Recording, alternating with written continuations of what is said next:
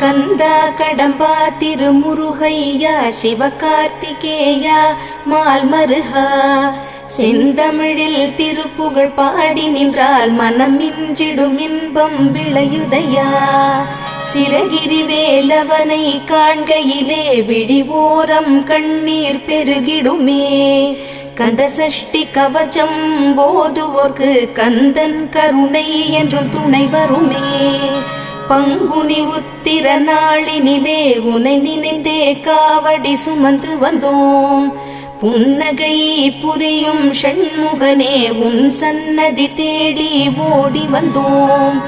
உன் பதம் பணிவது என் தவமே, என் மனதில் நிறைந்திடும் உன் முகமே. ஷண்முக பிரிய குஹ குரு சரவணனே வந்தே இன்னருளை தர வேண்டும். தென்பழனி மலையில் ஆண்டி முகம் சென்னிம